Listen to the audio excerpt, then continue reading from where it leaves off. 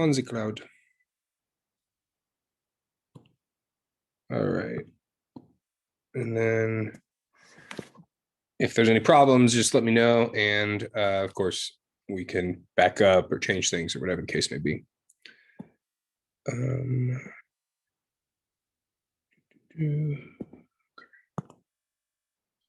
Got it. Cool. So we left off yesterday talking about GDP, talking about, the expenditure approach, the income approach. We had some examples there. We had a simple pizza and calzone economy. We talked about the real GDP compared to the nominal GDP, right? And the fact that, in order to really make comparisons that are apples to apples, we have to control for those price changes, right? Which is really that's the segue into chapter 6. Chapter 6 is all about price changes and their movements. But before we get to chapter 6, we got to finish chapter 5. Now, since we're not going to finish chapter 7, I've gone ahead and I've already extended that to Wednesday. So chapter 7 stuff will be due on Wednesday instead of Monday, but you still have chapter 6 stuff that's due on Monday this week, or this upcoming Monday. The chapter 7 video review, the chapter 7 quiz is going to be due on Wednesday, but the chapter 6 video review, the chapter 6 quiz is due on Monday as usual, just like the Learn Smarts for what that would be chapter 8 and 9. Cool. So talked about how, GDP is flawed. It doesn't value leisure, it doesn't value, economic activities, resource depletion, economic quality, right? And then we started to talk about, and I told you we pick up here because it's kind of a big subject and I didn't want to brush it over, right? But we started to talk about poverty and what's called economic inequality, which really can be separated into income inequality and wealth inequality. So we'll talk about both of those things.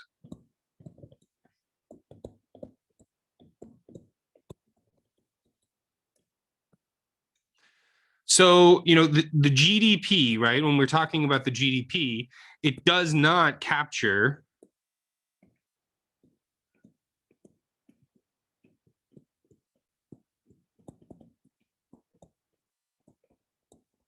the impact of poverty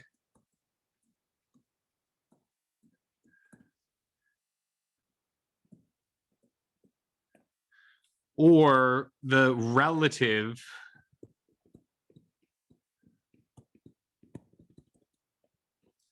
standards of living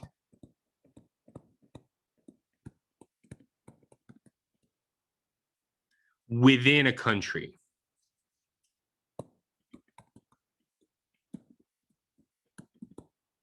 And those relative standards of living within a country, that is what we're talking about when we refer to income inequality. So you hear this term thrown around a lot, inequality. And it's different than another term that sounds very similar, which is, and we won't discuss this right now, but it's not, just a side note, this is not inequity. So inequality is talking about the fact that things are unequal. Inequity talks about the fact that not everybody has the same opportunity to, have the same income or whatever, right? So not everybody has the same educational opportunity. Not everybody has the same, tutors or babysitters or, good nutritional standards when they are growing up, right? So that's inequity. Inequality is talking about more the results, the fact that, some people make $200,000 a year and some people make $20,000 a year. And I have some very interesting videos that I'm not going to eat up class time with, but I will go ahead and post right after class. And I highly recommend that you guys go ahead and check out those videos over the weekend. They're very short. So what we do in terms of discussing poverty and things like that, right, is we have an absolute measure of poverty. So the US uses an absolute measure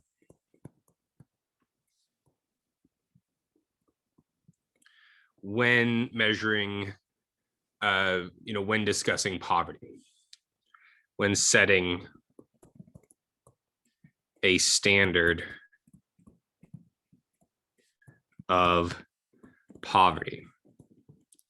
And so we don't just set this for our own records, right? For our own statistics. A lot of, families or people, they can't qualify for certain programs unless they are, what is technically considered poor, right? So what is technically poor? Well, in 2016, a family of 4, so 2 parents, 2 kids, if they had an income less than about 25K, 24,560. So $2,000 before taxes for 4 people.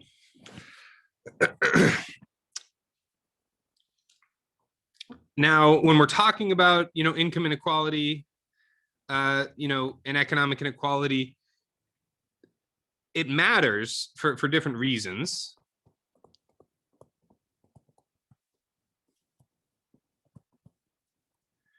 I mean, for one, it matters because the more kind of wealth that's accumulated at the top, the less economic activity there usually is, because for every dollar that somebody gets, let's say if they're making $200,000, they're more likely to put a lot of that into savings rather than if somebody's making $20,000, if you give them an extra dollar, they go and spend that dollar, right? So inequality matters not just, for our perceptions or for our well-being in terms of, catching up with the Joneses or whatever the case may be, right? But also just for, just economic activity in general. And again, we'll talk about this later, and there are some interesting videos that I'm going to send out to discuss this and talk to you about this, both income inequality, but also wealth inequality.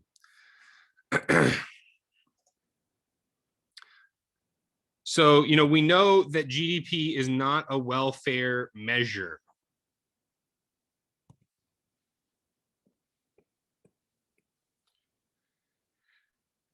So GDP omits and undervalues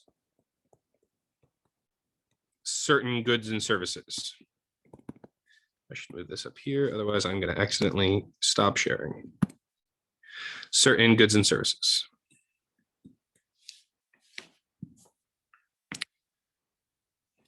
But it's kind of the best thing that we have that everybody is keeping data on. Not GDP in its entirety, right? Because, some country could have a really, really large GDP, but that could be a bunch of oil income that's just going to the political elite and their cronies or something like that, right? If there's a lot of inequality in that country, the GDP is not gonna have too much of an impact. Also, just because a country makes a whole bunch of money, like China makes almost as much GDP as us, but they have like 4 times as many people, right? So we talked about this a little bit before, but the thing that we use, flawed as it is GDP per capita, which is the GDP divided by the population. And we know that this GDP per capita, it is associated with some of the things that are welfare measures that we care about, right? So this is associated with, a higher material standard of living, right? There's just more goods, more services being produced. We've also got higher health and life expectancy, right? When GDP per capita increases, the health and life expectancy of those countries usually increases. And lastly, we have increases in education, really educational opportunities, right? So, literacy and school enrollment rates are higher,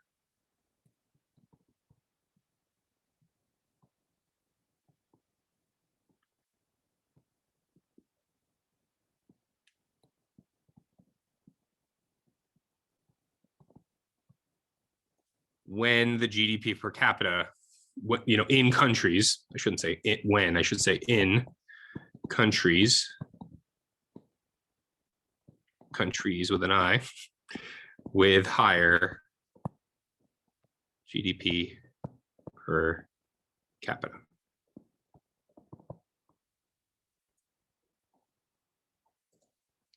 So any questions on GDP per capita? Again, there's a lot of different moving parts.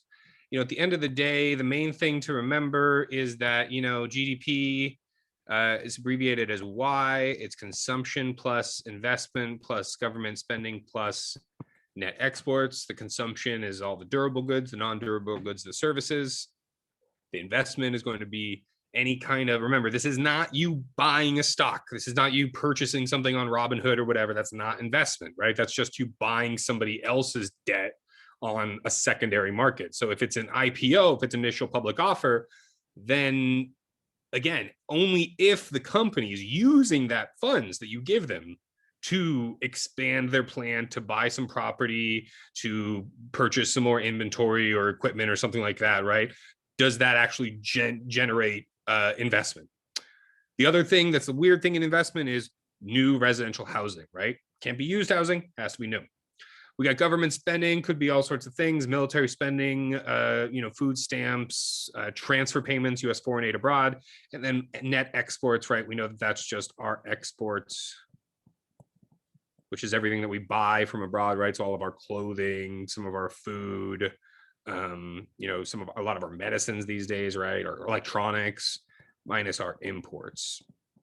And that's a lot of the stuff that we sell. So we sell a lot of financial services. We sell a lot of designing services. We sell a lot of agricultural products abroad, internationally, right? So that wraps up GDP for now. Of course, we're going to come back to it because it's a huge topic, or it's just, it weaves its way throughout macroeconomics. So we will get back to it, but any questions on it specifically right now before we move on to unemployment?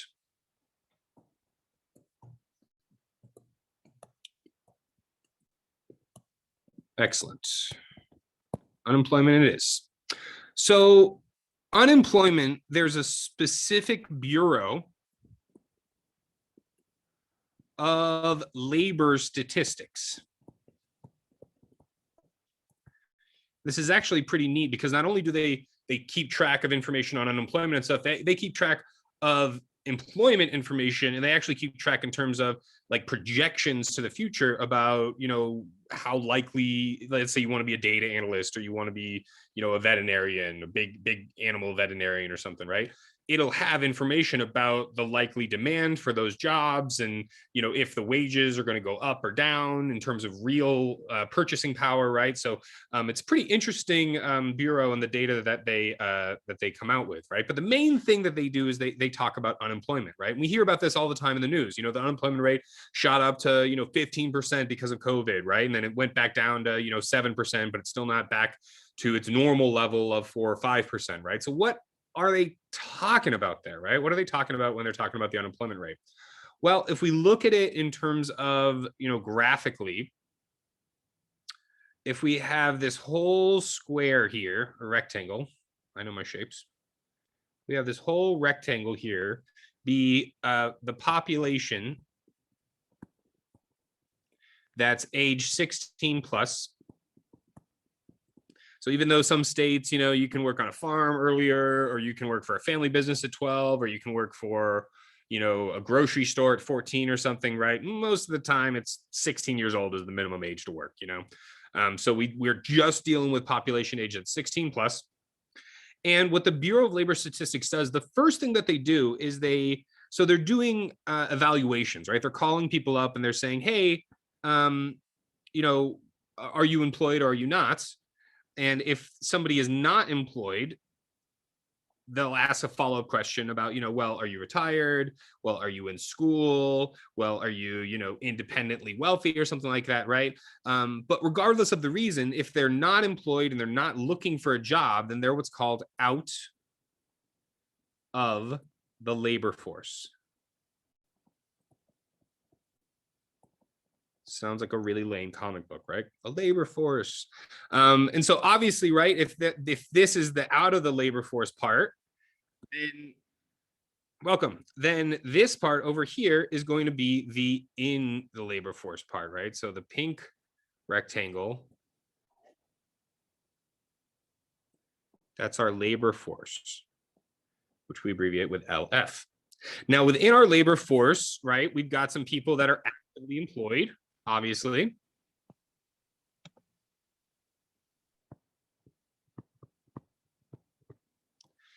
But then we also have people that are unemployed, right? These unemployed people.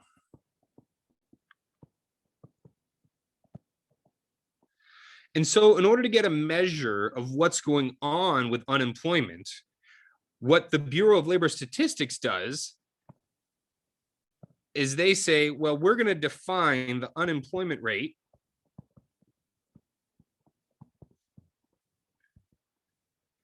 as the number of people that are unemployed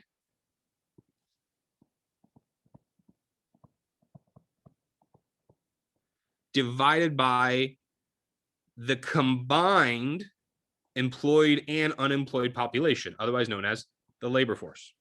So they're leaving these people out, all these students, all these retirees, right? All these people that are in prison. So we're the number one, jailer in the world, right? We have the largest amount of people in prison in the world. All those people are technically outside the labor force, right? So there's a lot of exceptions going on here. Of course, my computer battery's running low. Technical difficulties. One second. Just need to plug a cord in. Working with multiple computers here. All right, we're good. And the participation rates, when we talk about, how many people are in the labor force,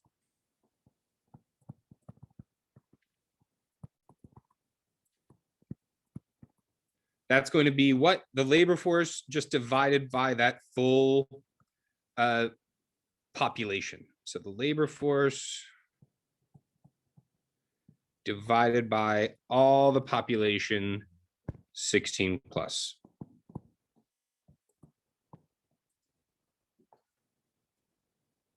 So we might hear some news about, well, the unemployment rate is decreased, but the participation rate is also decreased, right? This is what happened during the 2008 financial crisis. The unemployment rate didn't actually increase a ton as it's measured, but the participation rate, a bunch of people just said, screw it, I can't get a job. I'm applying, I'm just done. I'm going to go back to school. I'm going to go to grad school. I'm going to, do illegal transactions to make ends meet, right? So a lot of people, dropped out of the legal labor force during that period.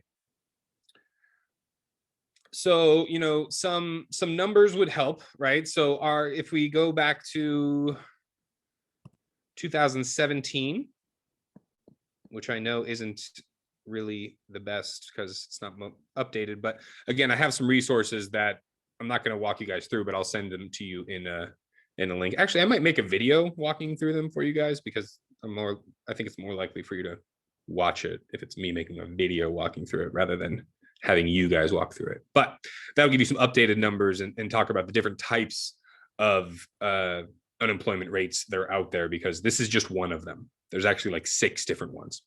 And we'll get to why that is in a second. But before we do that, let's go ahead and just do a quick example. So US employment date, this was July of 2017. And this is all in millions of dollars. Oh, I guess it says that in there, so I don't need to. But so our employment for that period was 153.51 million. The unemployment in that period was 6.98 million. The labor force, the total amount of people unemployed and employed, was these two things add it together, right? Which ends up being 160.49. The number of people that were not in the labor force, so all the retirees, all the full-time students, all the kids, well, actually not all the kids because they're not included at all, but the number of people not in the labor force is 94.66 million. The working age population, so that population 16 plus, is 255.15 million. What is our unemployment rate and what's our participation rate given this information?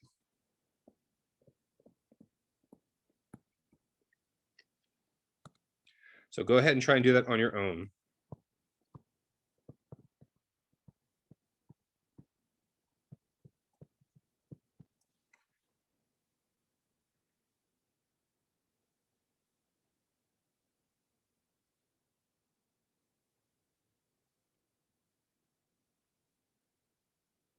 So the unemployment rate, when we go up here to our definition, right, it's going to be the unemployed population, 6.98 on the numerator, divided by what? The labor force, 160.49 on the denominator. So 6.89 divided by 160.49 gives us what? 4.3%. Pretty low unemployment rate during this time. What about the participation rate? How many people of the working age population were actually part of the labor force, whether regardless of their employment status? Well, we're going to put that labor force number on the numerator, right? 160.49. And then we're going to go ahead and we're going to take the population 16 plus, and we're going to put that on the denominator, 255.15 million. This is going to give us a participation rate of what? 62.9%, which I don't know, actually, if that's historically high or low. I feel like it's about average. So the unemployment rate throughout time, again, there's some charts and stuff that I'm going to provide a walkthrough for. It's varied, right? It's varied. It's typically between 4 and 6.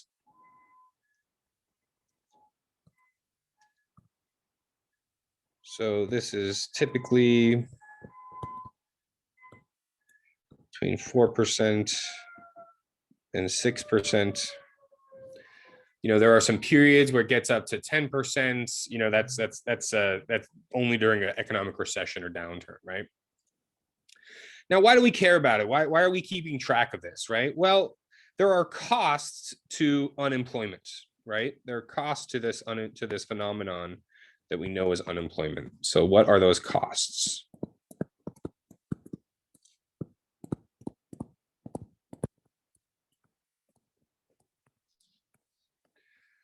Well, we've got economic costs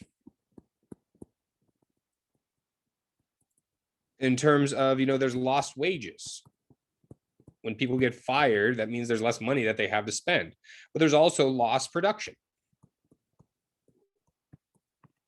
It's this self-reinforcing cycle, right? When people get fired, they have less money to spend, so they're buying less stuff. Well, because the shops are now selling less stuff, they end up producing less stuff. Well, when they produce less stuff, well, they need less workers, and so they end up firing more workers, and then firing more workers ends up decreasing the amount of income, which again ends up decreasing how much the people are purchasing. So there's this negative spiral that can happen, right? There's also a decrease in taxes. If you're not making any income, you ain't giving any income taxes. If you're not buying anything, you're not paying any sales tax, right? And there's increased transfers.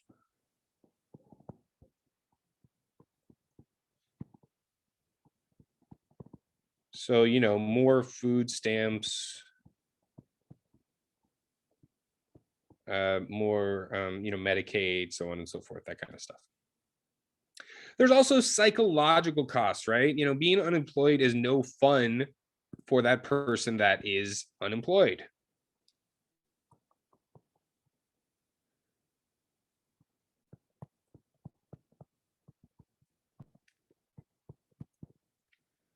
So, it impacts the individual's self-esteem.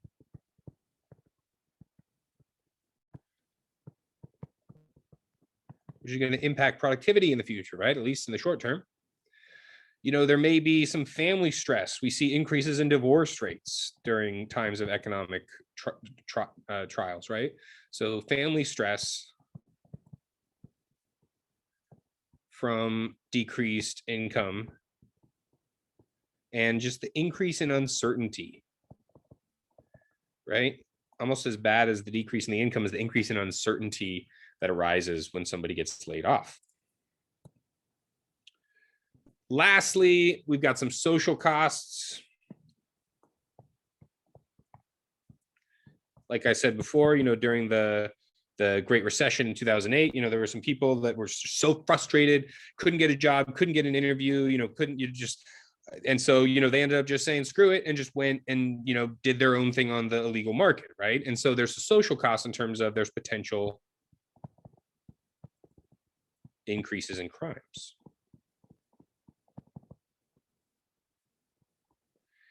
And other social problems.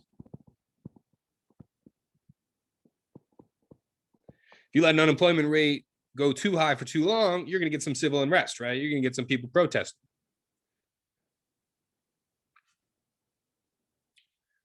The duration of unemployment is also an important thing we got to talk about real quick.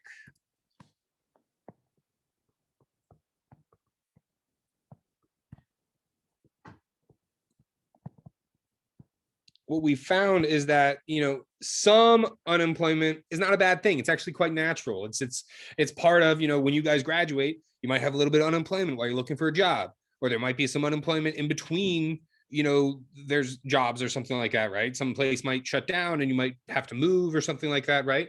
And so the cost of unemployment is directly related to the length of time. So, the longer you're unemployed,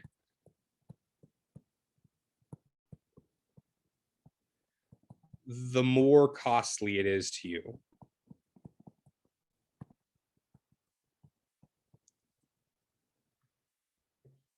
So, if we have, a long unemployment spell,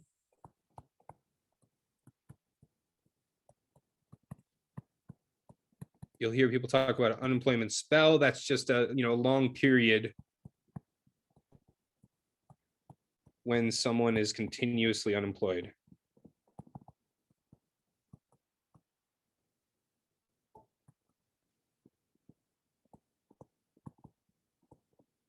And obviously the duration of that is just how, the length of it.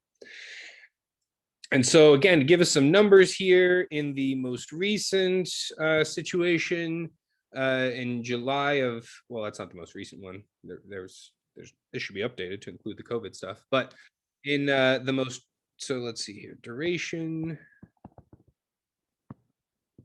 in weeks. So in July of 2017, the percentage of unemployed people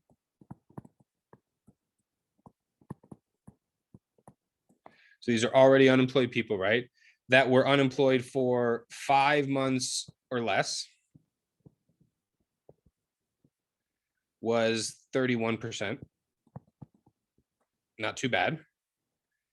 5 to 14 months was 29%. More than 14 months, over a year,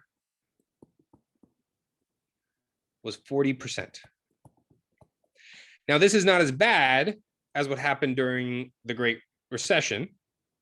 So, it was a slow, long recovery out of that 2008, 2009 financial crisis, which caused the Great Recession, right? And there was that tepid recovery. And, part of that was, we saw part of that in the April 2011 numbers about that same percentage of unemployed. How many of them were unemployed 5 months or less? Only 20%. How many of them were employed for 5 to 14 months? Only 22%. And how many were employed for over a year is 58%. So this was a real issue because these people that were unemployed for over a year, their skills degraded. Right? So there's this thing, the book doesn't talk about it, but it's called hysteresis. hysteresis.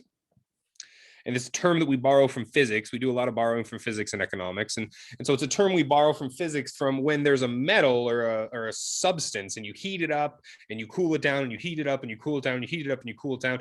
And the integrity of that substance is impacted because of the extreme activity that's going on, right? Well, so economists have borrowed that term to talk about how periods of long-term unemployment degrade the skills and the productivity of workers. So that's what hysteresis is in the economic sphere. So, when we talk about unemployment, long-term unemployment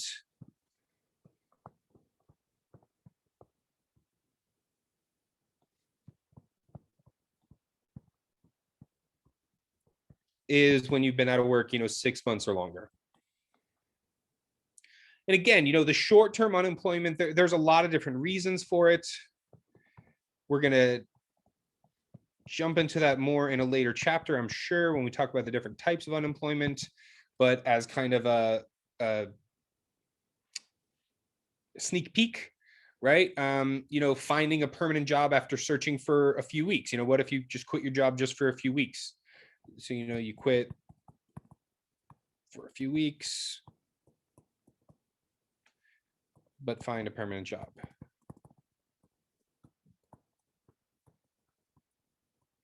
So the economic costs are pretty low. There also might be, temporary jobs that you might have, or short-term jobs that lead to employment again. But that starts to talk into like kind of, the involuntarily part-time workers. So like in Japan, there's a huge problem where I think it's like because of benefits and stuff, but like it's really, really difficult to get a full-time job. So you have a lot of young, hardworking, Japanese male and female workers that have multiple part-time jobs. And it's not that they want to have multiple part-time jobs; it's that it's they're hoping one of them is going to crystallize or upgrade into a full-time job, but it's not always the case. Which comes into so I just previewed that, and we're going to talk about it, and then this is our last slide, and then we go to chapter 6. So involuntary part-time workers. So they want to work full-time, but can only find part-time. And these count as employed under the normal measure, the U2 measure. These count as employed when we're using the standard U2 unemployment measure. Like I said, there's 6, so there's one that actually includes them as unemployed. So the July, let's see here, the July 2017 numbers here, the unemployment rate was 4.3%.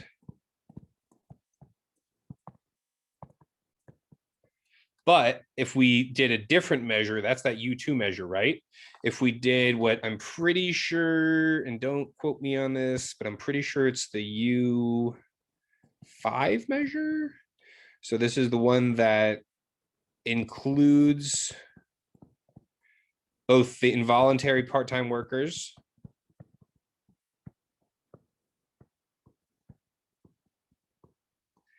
and what's called discouraged workers, which we're going to define right now after this.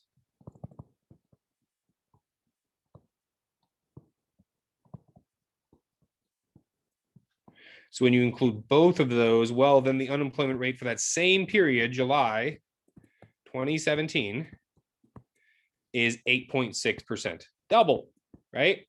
It's double their supposed rate. So if you include these involuntary part-time workers, which, I think you should, they should not be counted as part of the labor force. They're not in ideal jobs. A lot of times they'll have degrees and stuff like that. They're not using their degrees, right? They're just trying to make ends meet.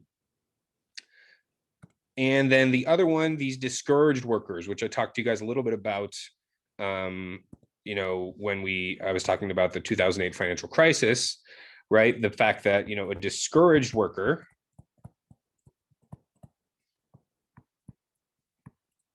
they want a job, but they've not looked for work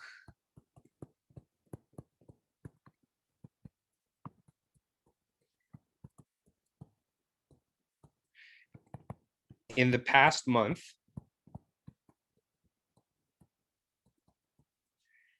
because they believe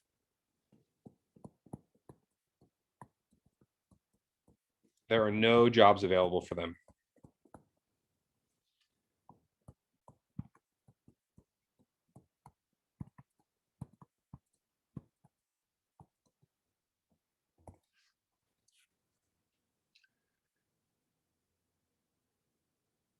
And so these are counted out of the labor force.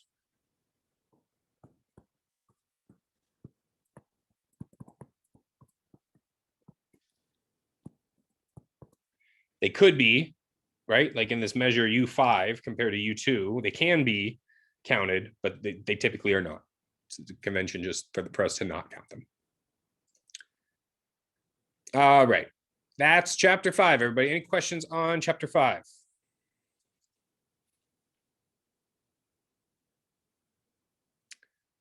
Cool. So let's go ahead and start a new section. So it'll be chapter 2. This is CPI and price indices. All right. So, again, we talked about economic activity. We talked about how, if we don't adjust for prices, then we have two different things that are moving at the same time, which is not what we want, right? We want to be able to figure out what's happening at any given time.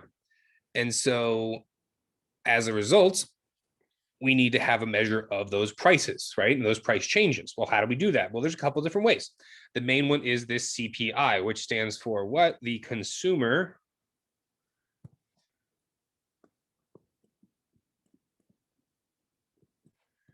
Price Index.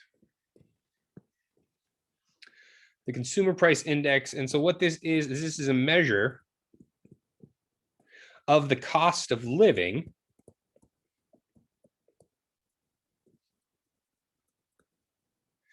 during some particular period.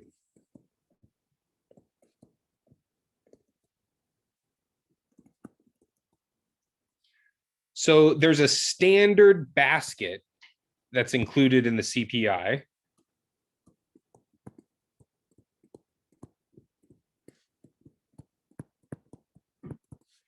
Of goods and services that we purchase every year. Goods and services, yeah. And what we try to do is we try to find we measure this every single year so that we can get a relative measure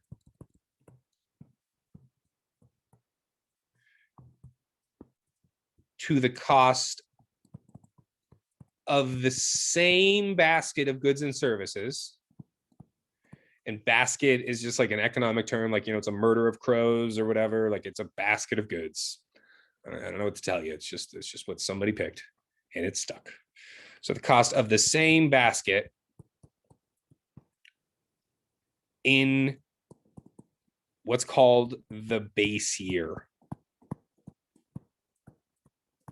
So the base year is going to be the year that we compare it to, right? So back, before it used to be 2000, now it's 2010.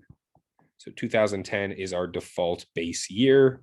I'm sure, starting in 2023 or 4, 2020 will be the new default base year, right? Usually gets updated. It used to be 2000 when I first started doing economics. So a simple example of calculating the CPI.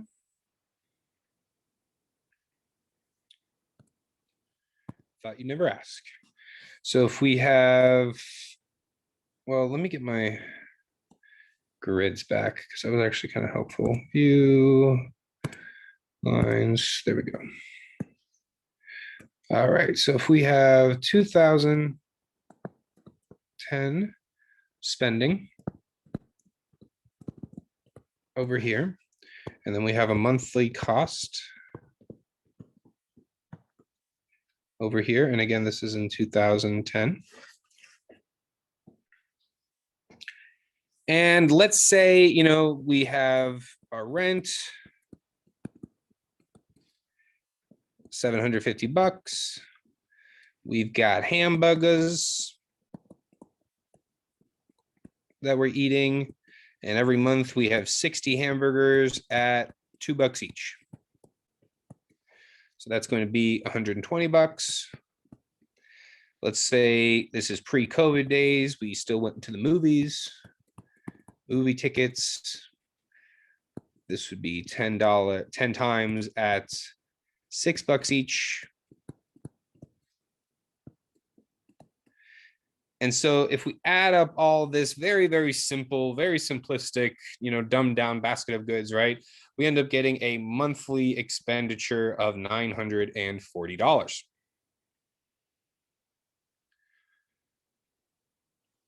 Now, let's go ahead and do the same thing for 2015.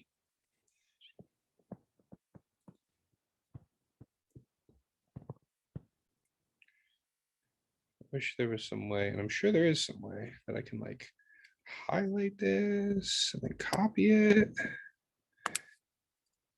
Maybe. Oh, kind of. I'll mess with that later. I don't know what I did. Whatever it is, it's confusing. Can I delete you? Yeah. Okay, cool. So spending, not yeah, sounds better.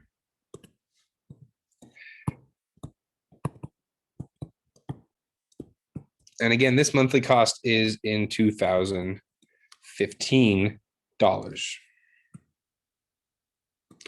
So we still have rent, same 2-bedroom apartment, but 5 years later, instead of $750, it's $945. I know a lot of you guys don't experience that, but man, when I was living in Fort Collins, Colorado, every year it was $100 increase in rent, just because they could, just because the population was growing and the housing was not, and you know, the prices were increasing. So it's just like every single year rent would increase by $100. It was ridiculous. My wages were not increasing by $100 a month, to tell you that much. Hamburgers. 60, we're still gonna eat the same amount of hamburgers. So there's an assumption that we still eat the same amount of stuff, which is going to cause some bias later. We're not going to get to it till Monday, where hopefully I'll be able to be in person teaching you guys again. But just keep in mind right now that we're assuming that economic behavior stays the same, right? So it's going to be 60 hamburgers, but now they're going to be, instead of $2, right? We've got some inflation. They're $2.50. So now it's going to be $150, my monthly hamburger bill. And then movie tickets, we got 10 of them, and they're going to go up to $7 from $6. I think I've spent like $30 on a movie ticket one time for like one of those like stupid fancy ones in like San Francisco or whatever. Like movie tickets in cities get crazy for the like extra smell-o-vision stuff, whatever it is. I don't know. It wasn't worth it, I'll tell you that much. So if you add all this up, our monthly cost in 2015 is not $940, it's $1,175. So why are we doing this? Well, we're doing this so that we can calculate a CPI. So our base year, we're going to assume that 2010 is our base year. So our base year expenditures are $940. And our 2015 expenditures are $1,175.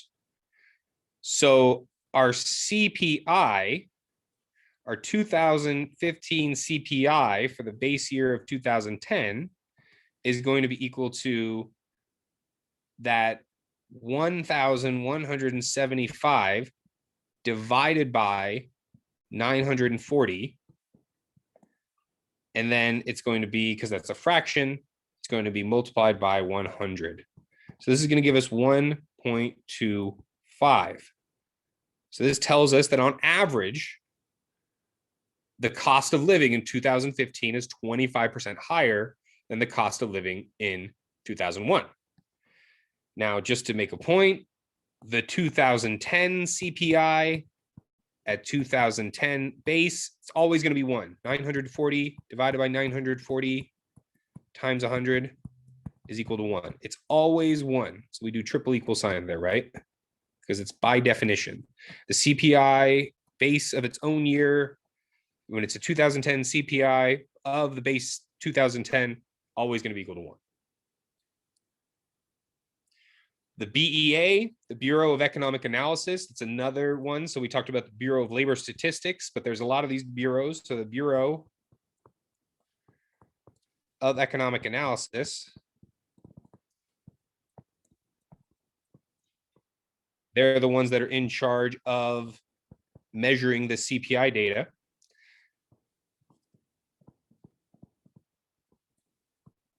And they measure it in a percentage.